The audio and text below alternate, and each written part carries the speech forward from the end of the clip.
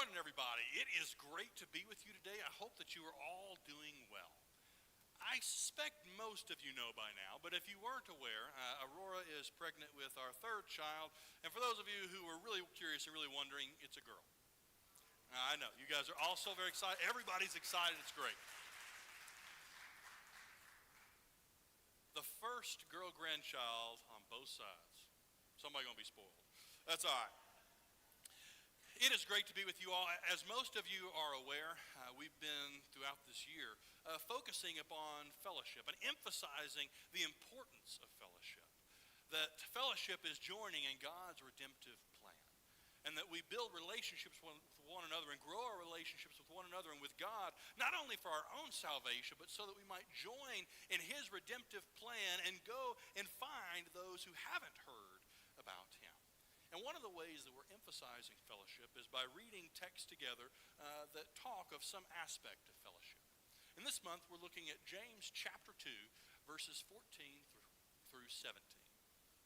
Let's read that text together.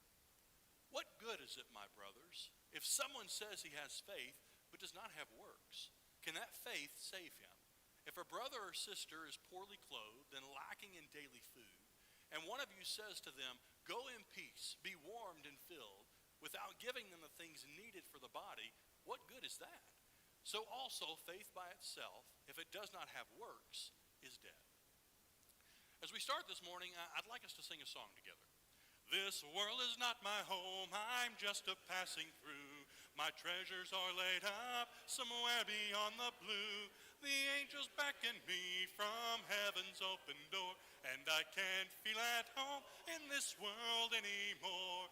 Oh Lord, you know I have no friends like you. If heaven's not my home, then Lord, what will I do? The angels beckon me from heaven's open door, and I can't feel at home in this world anymore. You guys sound great. That song beautifully emphasizes the primary message of 1 Peter. That is, that this world is not our home, that we are sojourners in this land, that we're just visiting here and we're on our way to the promised land. We're on our way home. But there's one part it leaves out, and that is that while we're visiting here, we live behind enemy lines. For 1 Peter reminds us that our adversary, the devil, roars around, but roars around, prowls around, roaring like a lion, seeking someone to devour. That we live behind enemy lines, that our life here on this earth is not one of just rainbows and butterflies and unicorns, but that here we are in the midst of a spiritual war and we live behind enemy lines and our adversary attacks us, just like in any war. And one of the areas that he attacks us is within our marriages. And here in 1 Peter chapter 3, we're told how we might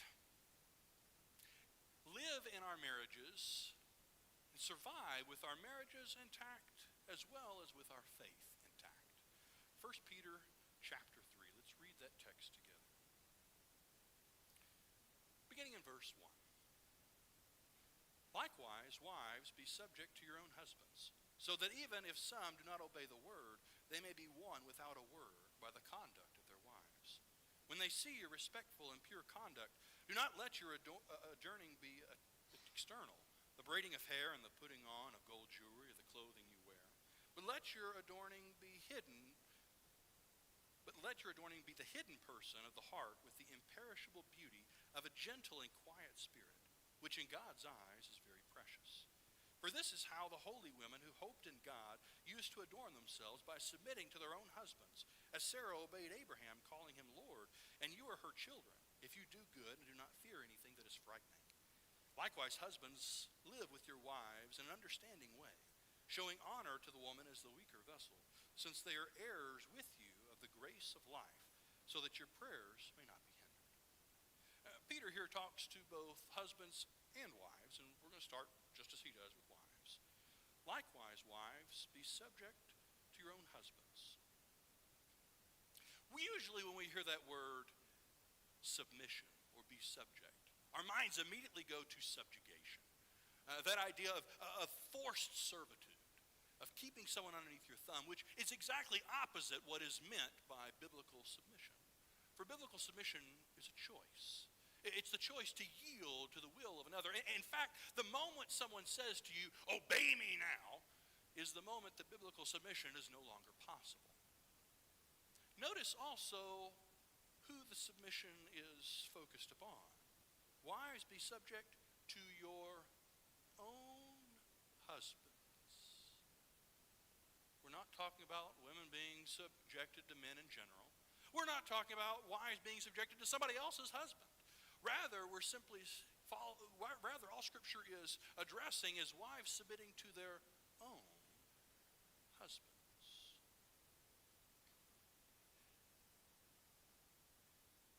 Notice verses 5 and 6. For this is how the holy women who hoped in God used to adorn themselves, by submitting to their own husbands, as Sarah obeyed Abraham, calling him Lord. Right now, one of the kicks Manny is on is my dad introduced him to the comedian Tim Hawkins. And if you're not familiar with Tim Hawkins, he is a Christian comedian who, one of his sticks is making parodies of songs. And he has one particular one called Things You Don't Say to Your Wives, that is to the tune of Green Day's Good Riddance. And he goes through this long list of things that husbands should never say to their wives if they wish to live. One is, you do not tell your wife, "I bought you a treadmill for your birthday." You don't tell your wife, or you don't plan to tape over your anniversary or your wedding tape with a football game. You don't plan an outing on your anniversary. None of those are going to go well. These are things you don't say to your wives. Husbands, do not go home and tell your wife to call you my Lord, or else I will be visiting your funeral next week. We shouldn't say that, one, because it's just ridiculous, but two, that's not what the text is saying. Peter refers back to an incident in Genesis. Genesis chapter 18, if I remember correctly. Yeah, sure enough. Genesis chapter 18. This is when Sarah and Abraham are told, Abraham's told a second time, but Sarah for the first time, that Isaac is to be expected. And this is the incident where she laughs because God has told her, "You're going to have a child in your old age." And notice what happens there in verse 12. So Sarah laughed to herself, saying, "After I am worn out and my Lord is old, shall I have pleasure?" Notice who she says this to. Herself. She's not calling Abraham Lord. She's not walking over, "All hail the magic man." It was to herself. It was the attitude that she held. The attitude of respect and honor. For wives, we as husbands need to know that you believe in us and that we are capable. Which is why, as wives, if you really want to help your husband grow, if you really want to help him mature and develop, if you really want to show him how much you care, then this week, as you interact with him, tell him how much you appreciate everything he does. The sacrifices that he makes, the way he tries to provide for your family, the things that are done around the house that he takes care of. Because in doing so, you communicate, not only you appreciate it, but also you communicate, "I know that you can do this." And husbands need to know that their wives believe in them. It's the attitude that Peter is addressing here, the attitude of honor and respect. In fact, all of what Peter says here really revolves around attitude. For notice what he says beginning in verse 2. When they see your respectful and pure conduct, do not let your adorning be external, the braiding of hair and the putting on of gold jewelry or the clothing you wear, but let your adorning be the hidden person of the heart, with the imperishable beauty of a gentle and quiet spirit, which in God's sight is very precious. Notice that it's the attitude that Peter focuses in on. And he says to let that be one's adorning. Now, he's not saying that women can't wear jewelry, that they can't wear clothes. He's not saying anything along those lines. But what he is saying is that, wives, when you wake up in the morning and you put on your makeup and you put on your jewelry and you put on your attire, that you also make sure to grab your attitude and put it on as well. An attitude of respect, honor,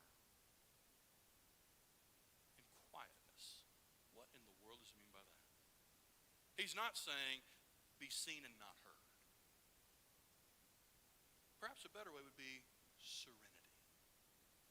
That there is something about a woman who has the confidence in herself that she needn't put on a spectacle everywhere, but has this calm, assured confidence in who she is and what she's able to do. And there is nothing that your husband would find more attractive than the attitude of serenity, of honor and respect, especially towards him.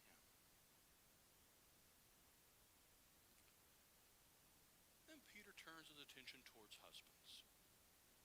Likewise, husbands, live with your wives in an understanding way, showing honor to the woman as the weaker vessel, since they are heirs with you of the grace of life, so that your prayers may not be hindered. Most of you know that I really like Star Wars. We might go so far as to say I love Star Wars. And my two favorite characters are Darth Vader and Yoda.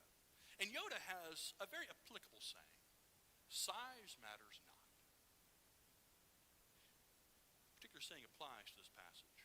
For it seems almost disproportionate in terms of size, that women have all these things said to him. It's like, oh my goodness, he's picking on the women.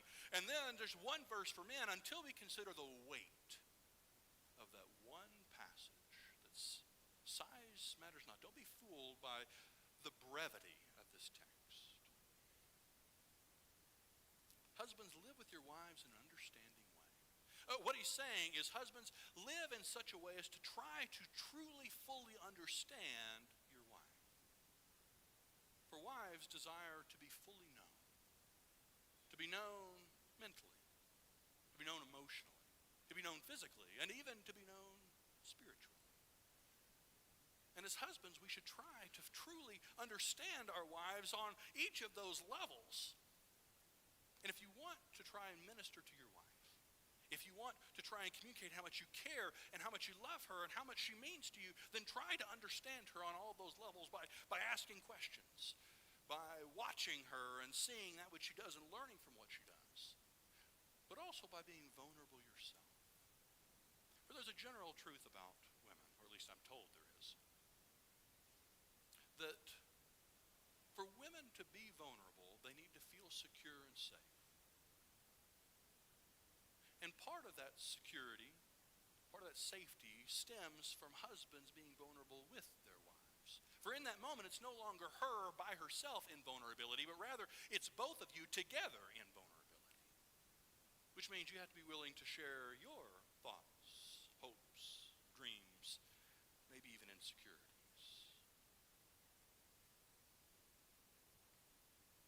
Husbands, live with your wives in an understanding way, showing honor to the woman as the weaker vessel. Now, it's true that generally speaking, men tend to be stronger than women. But that's not exactly what Peter's trying to highlight here. For you can also translate this word weaker as that which is precious. Treating her as the precious vessel. In our house, in our bedroom, there hanging on the wall are two guitars. One is a 12-string guitar that I got from a friend. And the other one is a 6-string guitar with inlay that has palm trees. It's really pretty. And it means a lot to me because of how I got it. It was a Christmas present. And it was when all of my family got together and all pooled their resources to buy me this really nice guitar. And so it means a lot to me, not only because it's nice, but because of who got it for me and the effort and the investment that was made so that I might have that. So that means I'm pretty careful with it. I'm careful whenever I take it off the wall, making sure I don't bump it too much. I'm careful when I play it, making sure I don't play those strings too hard, that I try not to mess with the finish. When Lucas comes over to play, we're really careful about that. I take good care of it because it is precious. We are to treat our wives as precious vessels. Be careful how we treat them. Be careful how we talk to them. Be careful that we don't bump them. Be careful they don't scratch them. But treat them as precious. There's something else that we do with things that are precious to us. Have you ever noticed that those who invest in renewing classic cars, that they usually don't just stick them in their garage and just leave them there. But once they've tricked it out, once they've finished the paint job, fixed the interior, made the wheels nice and shiny, they go to all these different car shows because it's so special to them they can't help but show it off. How will you know if a guy's a techie? He's going to tell you the new gadget he got. He's going to show it off. Why? Because it's important. It's special to him. The same is true of us, of our wives. That they're precious to us. We ought to be able and willing to praise them, and praise them not only to their face, but also to others. We usually apply Proverbs 31 to women because it describes attributes by which women might strive to attain. Yet there's a line in there that is very applicable to husbands. And it says that her husband praises her at the city gates. That he praises her not just to her face, but he praises her behind her back. He praises her when he's there in front of his friends, and praises her when he's there in front of the city, that he looks for opportunities to say how fantastic and marvelous and wonderful she is. That as husbands, we ought to praise our wives. We ought to communicate to them how much we appreciate everything that they do.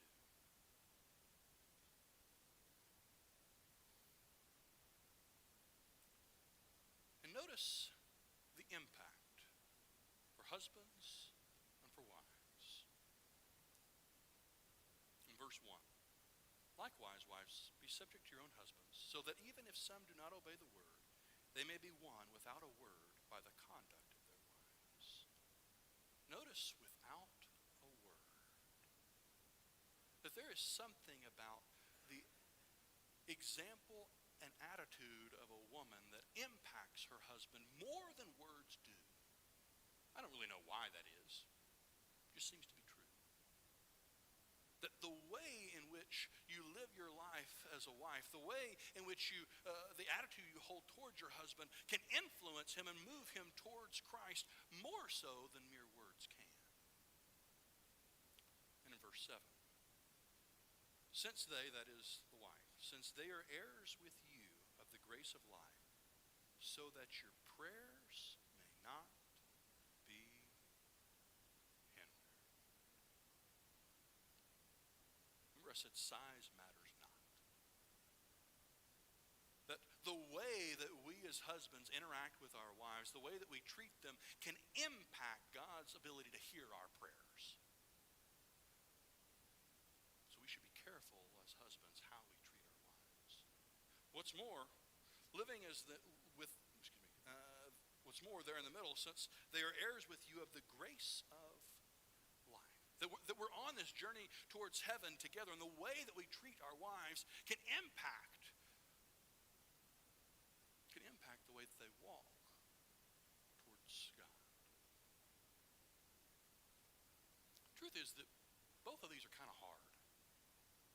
Submission is hard. It can be hard for wives to submit to their husbands. In fact, it can be so hard that the Bible addresses it there in verse 6. And if you are her children, if you do good and do not fear anything that is frightening. For it turns out that yielding to another can be terrifying. And husbands, if you have a wife who is choosing to yield towards your leadership and choosing to treat you with honor and respect, be thankful for her and know that it's not an easy thing.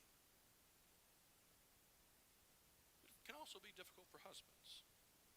Husbands, live with your wives in an understanding way, showing honor to the woman as the precious vessel. Well, to do so requires a self-sacrificial attitude of putting another person before yourself. And the reality is that putting another person before yourself can be difficult, just as submission, which is vulnerability, can be difficult. Which leads to the question, then, how are we to do these things when it's hard? Because some days it's easier than others, and some days it's hard. So how then are we to do what we have been commanded to do when it's difficult? I have a couple ideas. The first is to focus on your impact.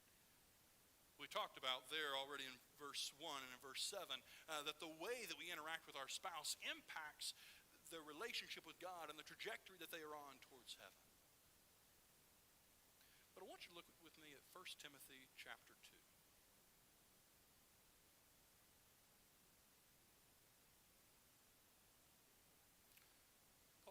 Paul here is talking in terms of women's role, well, women's and men's roles within the congregation. Let a woman learn, there in verse 12. I do not permit a woman to teach or to exercise authority over a man. Rather, she is to remain quiet. For Adam was formed first, then Eve. And Adam was not deceived, but the woman was deceived and became a transgressor. Now notice that Paul here addresses both men and women. Addresses both Adam and Eve. He's not trying to pick on anybody. Rather, he's describing a certain reality. And he points back to the garden, back in Genesis chapter 3, when Adam and Eve both take bites of the fruit. And you may recall how the serpent comes to Eve and deceives Eve, tricking her into eating of this fruit. And then there's this little phrase in the middle of that verse that says, and she gave some to her husband who was with her. Now, if we combine the two and overlay them, here's what we see. Eve was deceived into eating in this fruit. And she handed some to her husband who was there the whole time, but knew exactly what he was doing and did it anyways. And in this, we see that within the marital context, we have the opportunity as husbands and wives to help address one another's weaknesses. We have the opportunity to encourage one another, the opportunity to point one another towards Christ, but we also have the opportunity to help one another with our weaknesses. It says here that Eve was deceived. Have you ever noticed how women sometimes have a tendency to jump from one emotion to the next, or to jump from one idea to the next? It seems that women are more easily moved or more easily change ideas from one to the other. And there's nothing inherently wrong with that. But it does open one up to being more easily deceived because of the opportunity to bounce from one to the other more readily, that they more readily change course. And wives need their husbands to be steady, to provide a certain level of comfort and security in remaining steady and not necessarily bouncing around. But notice that Peter picks on both Adam and Eve. He says that Adam was not deceived, for he was standing right there and he took the fruit anyways, knowing full well what he was doing. Have you ever noticed that men seem to have a tendency to stubbornly stay in one lane? We tend to resist change. We kind of like things to stay as they are. For we're not actually told in the text why did Adam choose to eat of the fruit if he wasn't deceived? If he knew what he was doing, then why did he choose to eat of the fruit? No, we're not told. But there's a general truth about men. And that is that we tend to like things to stay as they are. And I can't help but wonder if Adam ate of the fruit just simply to please Eve. Well, if that's the case, and we have a tendency as men to stay where we are, there's nothing inherently wrong with that. In fact, it can be good because we're not going to be bouncing around, but at the same time, we can find ourselves stuck in a rut and stubbornly staying there even if we know something else might be better for us. And so we as husbands need our wives who readily see the different possibilities and the different changes that could occur to help keep us from being in the rut. In other words, that husbands and wives need That husbands need their wives as they see all the different opportunities and are readily willing to ask the question, should we do something different? But wives need their husbands who aren't just going to change just for the sake of change, but want to maintain what we have. And that with each working together, there's this balance that occurs. But as we consider the difficulty of living in an understanding way as husbands, of wives submitting to their husbands, how do we do it when it's hard? We begin by focusing upon the impact that through our living together, through our obedience to what God says here, we have the opportunity to grow one another in Christ. Secondly, remember that God sees. There in verses 10 through 12. For whoever desires to love life and see good days, let him keep his tongue from evil and his lips from speaking deceit. Let him turn away from evil and do good. Let him seek peace and pursue it. For the eyes of the Lord are on the righteous, and his ears are open to their prayer. But the face of the Lord is against those who do evil. For the eyes of the Lord are on the righteous. Now, there's a principle that we see throughout Scripture that God sees. The psalmist says, where can I go? If I ascend on high, you're there. If I go to the depths, you're there. There in 1 Samuel, we're told that God sees even the heart, that he judges the heart. Jesus will say that that which we do in secret, God sees, that God sees that which we do. And God sees when in the midst of the struggle to do what is hard, in the midst of the difficulty of obeying him, he sees the struggle when wives choose to submit to their husbands and it's hard. He sees the struggle when husbands choose to sacrificially love their wives and it's hard. He sees the struggle in trying to obey him. And then thirdly, remember the victory. Notice what Peter will say in verses 18 through 22. For Christ also suffered once for sins, the righteous for the unrighteous, that he might bring us to God, being put to death in the flesh, but made alive in the Spirit, in which he went to proclaim to the spirits in prison, because they formerly did not obey when God's patience waited in the days of Noah, while the ark was being prepared, in which a few, that is 8 persons, were brought safely through water. Baptism, which corresponds to this, now saves you, not as a removal of dirt from the body, but as an appeal to God for a good conscience, through the resurrection of Jesus Christ, who has gone into heaven and is at the right hand of God, with angels, authorities, and powers having been subjected to him. For Christ also suffered.